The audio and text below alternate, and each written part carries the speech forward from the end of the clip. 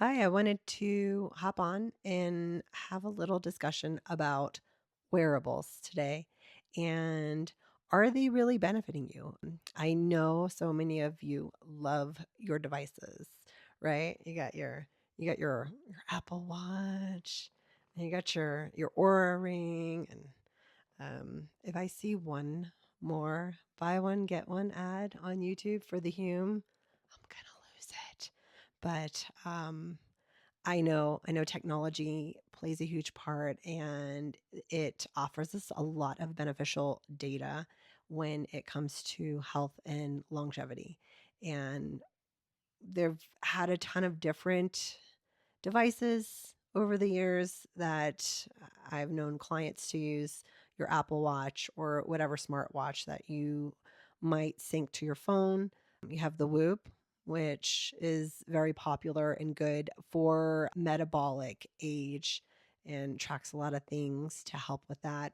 The Aura Ring also, I know it seems kind of bulky to me. I see people benching. I don't know if it really gets in the way, if it seems comfortable, but I don't know if that's anything I'd be able to wear because my hands are super small.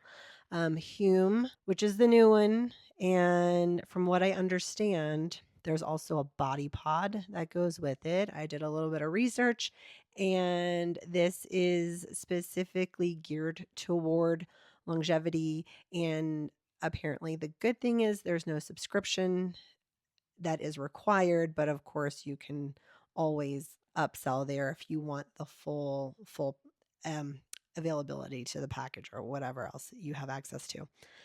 So going forward, and I know there are benefits. I have clients who will tell me if I don't start my Apple Watch, if I don't close my ring, it's like it never happened. And if you want a better idea of your output and how you're recovering, your calorie expenditure, all of these things, sleep recovery, it's going to really help you to connect patterns, which will, in the end, you have patterns, you have consistency, and of course, it's going to help you to get results. This, along with progress, is of course going to help instill healthy habits. You have positive reinforcement, and of course, if you see that badge, if you close that ring, it's going to motivate you and inspire you to continue to move on and do your work. And these can be helpful from a trainer standpoint as well because these devices do sync to apps. I use Fat Secret. I can see whenever someone syncs it and it shows their energy expenditure, what kind of activity that they did. Also, when I get their report on their food journal, it will show that as well. So, very helpful. It's, I guess, helpful to a certain degree with anyone who might have chronic disease. It's another benefit if your blood sugar needs to be monitored or if your heart rate needs to be monitored. And also, yeah, some cardiac cardiac events. It can pick up AFib. It can notify you if, say, someone's had a fall. All of these benefits to wearing these devices, of course, can really help, specifically if someone lives alone and, or of course, with kids. I know we use them to track it, all those helicopter parents, but all of these very beneficial. And yes, it can help with reaching your fitness goals and helping with longevity. And just as there are lots of benefits, of course, there are negative aspects to these as well. And I wanted to cover it because, like I said, I know people love their devices, but I just want to, you know, go to this and visit from the other side of the spectrum. So you can see that a lot of times whenever someone shows me their calorie expenditure, it is completely unbelievable.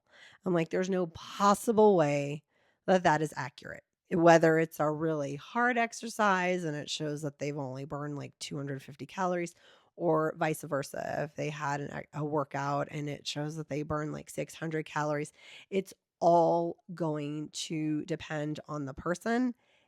And a huge factor in that is male or female. And I know a lot of people are familiar with Dr. Sims. She did a fantastic TED Talk, and it was titled "Women Are Not Little Men" or something to that sort. And we're not. We're all of the machines that you see in a gym, whether it be the leg press or a pec deck, these machines are not made for a woman who weighs, 120 pounds, who's 5 feet tall.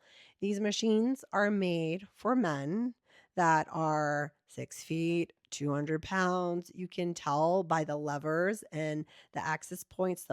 It's not always comfortable or even usable for a woman. So I'm sure to a certain degree, these devices can, to some degree, be similar because we are not little men. And just as if you're picking up an inaccurate heartbeat, heart palpitations, whether it's tachycardia, your heart's racing, or even AFib, all of these can be detected in a woman, and it's just a signal. It is a signal of something else that could be caused by stress, training, travel, medications.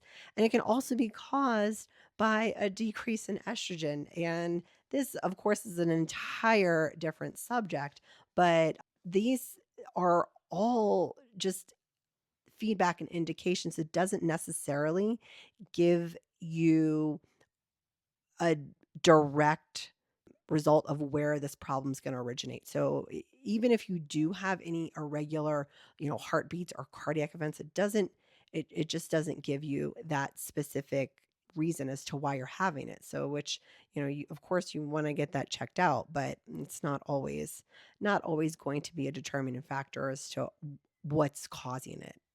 And it can give you a false sense of confidence in these numbers. People do rely on that. It's just an estimate, and it can cause an overreaction. Um, Also, I've seen people get extremely stressed from the Aura Ring. I had a lady, she said, when she was benching, of course, I saw that she was not wearing it. And I said, "Well, where's your ring?" And she said, "It just really showed that I was not getting adequate REM sleep and I didn't have restorative rest. Should I got so stressed out, I just took it off because I wasn't sleeping well in anticipation of not sleeping well because of what the ring was telling me." So it kind of defeats the purpose and can really affect your sleep if it's causing any kind of anxiety about the outcome of this information. So those are just a couple things, but I also wanted to include the privacy risk, which I mean, I know people who don't even update their phones. They just don't want that information getting out. And it's funny when you have a conversation with anyone about anything, and then later you check your Instagram feed and there it is, or there's Spotify suggestions on podcasts about the exact thing that you were just talking about. I was telling someone about exercises that everyone should do and things that nobody likes. And then all of a sudden, Spotify directed me to this podcast by the Mind Pump, and they were talking about front squats, incline bench, all of the things that we should be doing that nobody likes to do.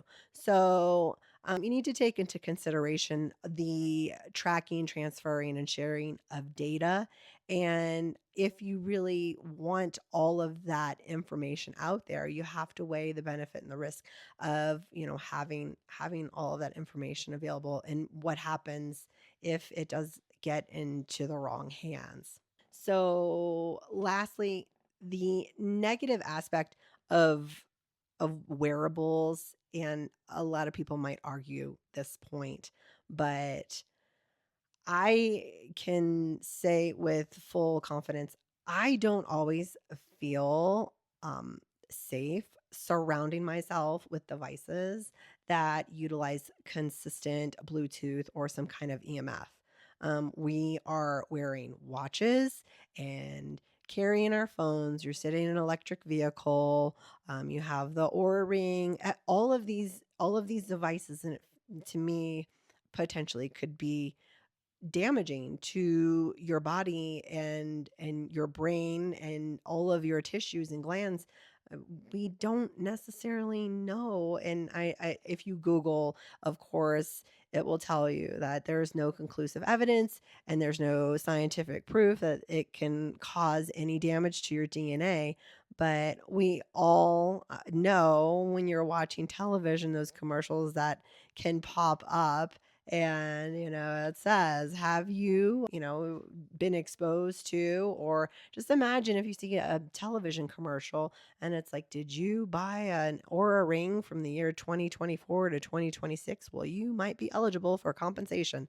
So I mean, do you need it? Do you need this device to tell you that you slept well? Do you need to have it by you? Need if I am going to bed, I try to make sure that all my devices around me are at least turned to airplane mode. I know people who actually disconnect their Wi-Fi because they're like, I just don't want to microwave my entire family while we're sleeping. So I mean, it's just like something to think about. I'd say there are so many benefits to having devices that can track and assess all of your data and make suggestions. A lot of these apps even, make suggestions as to what you can do to improve these things, which is very helpful. Or it tracks to your doctor or your trainer that, can also evaluate that information.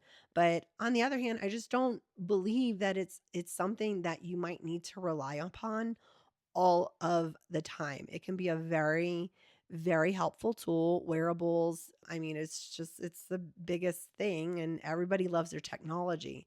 And in addition to using these devices, hopefully we can dial in and really start to focus on listening to the signals that our body is giving us, because our body is always sending us messages. Our body is always talking us. Our bodies are always giving us feedback. I think the most important thing that we can learn to do is really start to listen.